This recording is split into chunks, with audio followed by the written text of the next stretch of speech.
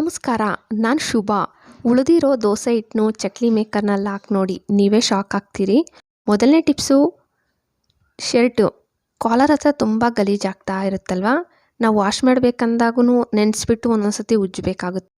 ನೀವೇನು ಮಾಡಬೇಕಂದ್ರೆ, ನೀವು ಯೂಸ್ ಮಾಡ್ಕೊಳ್ಳೋ ಫಸ್ಟು ಶರ್ಟ್ಸ್ನು ಕಾಲರ್ ಹತ್ರ, ಕೈಗಳ ಹತ್ರ ಎಲ್ಲ ಸ್ವಲ್ಪ ಪೌಡ್ರು ಯಾವುದು ನಿಮ್ಮ ಮನೇಲಿ ಯೂಸ್ ಮಾಡ್ತೀರೋ ಆ ಪೌಡ್ರ್ ಚಿಮ್ಕಿಸ್ಬಿಡಿ. ಬೆವ್ರ ಸ್ಮೆಲ್ಲು ಬರಲ್ಲ, ಮತ್ತು ಕಾಲರ್ ಹತ್ರ ಎಲ್ಲ ತುಂಬ ಗಲೀಜು ಕೂಡ ಆಗಲ್ಲ ಈ ಥರ ಮಾಡೋದ್ರಿಂದ. ನೋಡಿ ತೋರಿಸ್ತಾ ಇದ್ದೀನಿ, ಈ ಥರ ಚಿಮ್ಕಿಸ್ಬೇಕು ನೀವು ಕೂಡ. ಸೆಕೆಂಡ್ ಟಿಪ್ಸು, ಕ್ಯಾಲೆಂಡ್ರು ನಮಗೆ ಎಲ್ಲಂದರೆ ಅಲ್ಲಿ ಮೊಳೆ ಇರಲ್ಲ. ಇವಾಗ ನಾವು ರೂಮಲ್ಲಿ ನೇತಾಕಬೇಕು ಅಂತಂದರೆ ಮೊಳೆ ಇರಲ್ಲ. ಆ ಟೈಮಲ್ಲಿ ಪೆನ್ನದ ಕ್ಯಾಪ್ ಅಂತೂ ಇರುತ್ತಲ್ಲ, ಪೆನ್ ಕ್ಯಾಪ್ಗೆ ಈ ಥರ ಡಬಲ್ ಟೇಪ್ ಮೆಸ್ಬಿಡಿ. ಡಬಲ್ ಟೇಪ್ ಮೆಸ್ಬಿಟ್ಟು ನಿಮ್ಮ ರೂಮಲ್ಲಿ ನೋಡಿ ಮೊಳೆ ಇಲ್ಲ ಅಂದ್ರೂ ನೀವು ಈ ಥರ ನೇತಾಕ್ಬೋದು. ಬರೀ ಪೆನ್ ಕ್ಯಾಪ್ ಒಂದಿದ್ರೆ ಸಾಕು. ಮೂರನೇ ಟಿಪ್ಸು, ಖರ್ಚಿಪಾಗಲಿ ಇಲ್ಲ ಹಳೇದು ಯಾವುದನ್ನು ಬಟ್ಟೆ ತಗೋಬೇಕು. ಸ್ವಲ್ಪ ಹೋಮ್ ಕಾಳು, ಸಾಮಾನ್ಯವಾಗಿ ನಮ್ಮ ಮನೆಗಳಲ್ಲಿ ಹೋಮ್ ಕಾಳು ಇದ್ದೇ ಇರುತ್ತೆ, ಒಂಚೂರು ಹಾಕ್ಕೊಳ್ಳಿ. ಲವಂಗ ಒಂದು 5ರಿಂದ 6 ಲವಂಗ ತಗೊಂಡು ಸ್ವಲ್ಪ ಮುರಿದ್ಬಿಟ್ಟು ಹಾಕಬೇಕು. ಲವಂಗ ಹಂಗಂಗೆ ಹಾಕಬೇಡಿ. ನೋಡಿ ನಾನು ಮುರಿತಾ ಇದ್ದೀನಲ್ಲ, ಸೇಮ್ ಹಿಂಗೆ ಮುರಿದ್ಬಿಡಿ. ಮತ್ತು ದೇವ್ರ ಪೂಜೆಗೆ ಬಳಸೋ ಅಂಥ ಕರ್ಪೂರ, ಒಂದು ಕರ್ಪೂರನೂ ಅಷ್ಟೇ ಡೈರೆಕ್ಟಾಗಿ ಹಂಗೆ ಹಾಕಬಾರ್ದು, ಸ್ವಲ್ಪ ಪುಡಿ ಮಾಡ್ಕೋಬೇಕು. ನೋಡಿ ಪುಡಿ ಮಾಡಿಬಿಟ್ಟು ಒಂದು ಕರ್ಪೂರ ಹಾಕ್ಕೊಬಿಟ್ಟು ಇದನ್ನ ಈ ಥರ ಸುತ್ತಬಿಟ್ಟು ಗಂಟಾದರೂ ಹಾಕ್ಕೋಬೋದು. ಇಲ್ಲಾಂದರೆ ಈ ಹೋಮ್ ಕಾಳೆಲ್ಲ ಬಂದುಬಿಡ್ತೀರ, ನಾನು ರಬ್ಬರ್ ಬ್ಯಾಂಡ್ ಹಾಕ್ಕೊತಾ ಇದ್ದೀನಿ. ಅಕಸ್ಮಾತಾಗಿ ನಮ್ಮ ಮನೇಲಿ ರಬ್ಬರ್ ಬ್ಯಾಂಡ್ ಇಲ್ಲ ಅನ್ನೋರು ಗಂಟು ಹಾಕ್ಕೊಳ್ಳಿ. ನಾವೆಲ್ಲನ ಜರ್ನಿ ಮಾಡೋವಾಗ ಬಸ್ಸಲ್ಲಾಗಲಿ ಕಾರಲ್ಲಾಗಲಿ ವಾಮಿಟ್ ಬರ್ತಾ ಇರುತ್ತಲ್ಲ, ಹೊಟ್ಟೆಲಿ ತಿರುಗಿಸ್ತಾ ಇರುತ್ತೆ, ಅಂಥವ್ರು ಇದ್ರ ಸ್ಮೆಲ್ ನೋಡ್ತಾ ಇದ್ದರೆ ನಿಮಗೆ ವಾಮಿಟ್ ಬರಲ್ಲ. 4ನೇ ಟಿಪ್ಸು, ದೋಸೆ ಹಿಟ್ಟು. ನೋಡಿ ದೋಸೆ ಹಿಟ್ಟು ನಂದು ಸ್ವಲ್ಪ ಉಳಿದ್ಬಿಟ್ಟಿದೆ, ಇದನ್ನು ನಾವೇನು ಮಾಡೋಕ್ಕಾಗಲ್ವಲ್ಲ. ಈ ದೋಸೆ ಹಿಟ್ಟಿಗೆ ನಾನು ಖಾರದ ಪುಡಿ, ಒಂದು ಸ್ವಲ್ಪ ಸೋಡಾ ಒಂಚೂರು ಹಾಕ್ಕೊಳ್ಳಿ. ಈ ಬಜ್ಜಿ ಬೋಂಡಾಗೆ ಬಳಸ್ತೀವಲ್ಲ ಸೋಡಾ, ಒಂಚೂರು ಹಾಕ್ಕೊಂಡಿದ್ದೀನಿ. ಅರಿಶಿನ ಒಂದು ಸ್ವಲ್ಪ, ಹೋಮ್ ಕಾಳು ಒಂದು ಸ್ವಲ್ಪ ಕೈಯಲ್ಲಿ ಸ್ವಲ್ಪ ಹಿಂಗೆ ಅಂದ್ಬಿಟ್ಟು ಅಂಗೈಯಲ್ಲಿ ಹಾಕ್ಕೊಳ್ಳಿ, ಒಂಚೂರು ಹಾಕ್ಕೊಂಡಿದ್ದೀನಿ. ಉಪ್ಪು ಒಂಚೂರು, ನಾನು ಫಸ್ಟೇ ಹಿಟ್ಟಿಗೂ ಹಾಕ್ಕೊಂಡಿದ್ದೆ, ಅದಕ್ಕೆ ನೀವು ನೋಡ್ಕೊಂಡು ಹಾಕ್ಕೊಳ್ಳಿ. ಅಕ್ಕಿ ಹಿಟ್ಟು 1 ಕಪ್ ತಗೊಂಡಿದ್ದೀನಿ. 1 ಕಪ್ಪೇ ಅಂತ ಹೇಳೋಕ್ಕಾಗಲ್ಲ, ಅಕಸ್ಮಾತಾಗಿ ಸ್ವಲ್ಪ ಕಮ್ಮಿ ಬಂದರೆ ಇನ್ನೊಂಚೂರು ಹಾಕ್ಕೋಬೋದು. ನಂದು 1 ಕಪ್ ಸಾಕಾಯಿತು. ಸ್ವಲ್ಪ ಮೀಡಿಯಮ್ ಆಗಿ, ಅಂದರೆ ಜಾಸ್ತಿ ಗಟ್ಟಿನೂ ಇರಬಾರ್ದು ಮೆತ್ತಗಿರಬಾರ್ದು, ಹಂಗೆ ಹಿಟ್ಟು ಸೇಮ್ ಚಪಾತಿ ಹಿಟ್ಟು ಹೆಂಗೆ ಕಲಿಸ್ಕೊತೀವಿ ಹಂಗೆ ಕಲಿಸ್ಕೊಬಿಟ್ಟಿದ್ದೀನಿ. ಒಂದು ಸ್ವಲ್ಪ ಆಯಿಲ್ ಅಪ್ಲೈ ಮಾಡಿಬಿಡಿ. ಮತ್ತು ಚಕ್ಲಿ ಮೇಕರ್ ತಗೋಬೇಕು.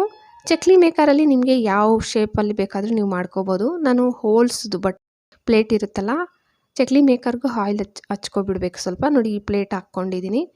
ನೀವು ಒಂದು ಕವರ್ ತಗೋಬೇಕು, ಇಲ್ಲ ಆಯಿಲ್ ಪ್ಯಾಕೆಟ್ ತರ್ತೀವಲ್ಲ ಆ ಕವರೇ ಇದ್ದರೆ ಇನ್ನೂ ಒಳ್ಳೆಯದು. ನೀವು ಆಯಿಲ್ ಕೂಡ ಹಚ್ಚೋ ಅಷ್ಟೇ ಇಲ್ಲ.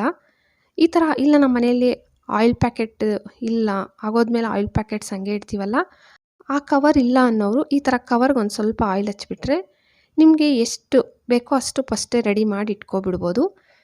ಇಲ್ಲ ಅಂತಂದರೆ ಡೈರೆಕ್ಟಾಗಿ ಆಯಿಲ್ ಒಳಗೆ ಬೇಕಾದರೂ ಬಿಡ್ಬೋದು, ನಿಮ್ಮ ಚಾಯ್ಸು. ಅಕಸ್ಮಾತಾಗಿ ಇದು ಮಾಡೋದಕ್ಕೂ ನಿಮಗೆ ಜಾಸ್ತಿ ಟೈಮ್ ಏನು ತಗೊಳ್ಳಲ್ಲ. ಹಿಟ್ಟು ಕಲಿಸೋದಕ್ಕೆ ಒಂದು 5 ನಿಮಿಷ ತಗೊಂಡ್ರೆ ಮಾಡೋಕ್ಕೆ ಒಂದು 10 ನಿಮಿಷ, ಒಂದು 15 ನಿಮಿಷದಲ್ಲಿ ನೀವು ಮಾಡ್ಕೋಬೋದು. ಮಕ್ಕಳು ಸಂಜೆ ಟೈಮ್ ಸ್ನ್ಯಾಕ್ಸ್ ಏನಾದರೂ ಕೇಳ್ತಾರೆ ಸ್ಕೂಲಿಂದ ಬಂದ ತಕ್ಷಣ, ಆವಾಗ ಸ್ವಲ್ಪ ಹಿಟ್ಟು ಉಳಿದಿದ್ರೆ ನಾವು ಏನು ಮಾಡ್ಕೊಡೋಕ್ಕೂ ಆಗಲ್ಲ. ಆ ಟೈಮಲ್ಲಿ ಇದನ್ನು ಮಾಡ್ಕೋಬೋದು. ಇದನ್ನು ಮಾಡಿ ನೀವು ಒಂದು 10 ದಿನ ಬಾಕ್ಸಲ್ಲಿ ಸ್ಟೋರ್ ಮಾಡ್ಬೋದು. ಗರಿಗರಿಯಾಗಿ ತಿನ್ನೋಕ್ಕೆ ತುಂಬ ಚೆನ್ನಾಗಿರುತ್ತೆ. ಡೈರೆಕ್ಟಾಗಿ ಬೇಕಾದರೆ ನಾವು ಬಿಡ್ತೀವಿ ಅನ್ನೋರು ಡೈರೆಕ್ಟಾಗಿ ಈ ಥರ ಆಯಿಲ್ ಬಿಸಿ ಆದಮೇಲೆ, ಆಯಿಲ್ ಅಷ್ಟೇ ಕಮ್ಮಿ ಪ್ರಮಾಣದಲ್ಲೇ ತಗೊಳ್ಳಿ, ಏನು ಜಾಸ್ತಿ ಏನು ಬೇಕಾಗಿಲ್ಲ. ಮತ್ತು ಆಯಿಲ್ ಚೆನ್ನಾಗಿ ಬಿಸಿಯಾಗಿರಬೇಕು. ಗ್ಯಾಸ್ ಮೀಡಿಯಮ್ ಫ್ಲೇಮಲ್ಲಿ ಇಟ್ಕೊಂಡೇ ಮಾಡ್ಕೊಳ್ಳಿ, ಲೋ ಫ್ಲೇಮ್ ಹೈ ಫ್ಲೇಮಲ್ಲಿ ಮಾಡ್ಕೊಳ್ಳೋಕ್ಕೆ ಹೋಗಬೇಡಿ. ನೋಡಿ ತೋರಿಸ್ತಾ ಇದ್ದೀನಿ, ನಾನೊಂದು ಸ್ವಲ್ಪ ಚಿಕ್ಕದೇ ಮಾಡಿಕೊಂಡೆ. ಇನ್ನು ದೊಡ್ಡದಾಗಿ ಬೇಕಾದರೂ ನೀವು ಮಾಡ್ಕೋಬೋದು.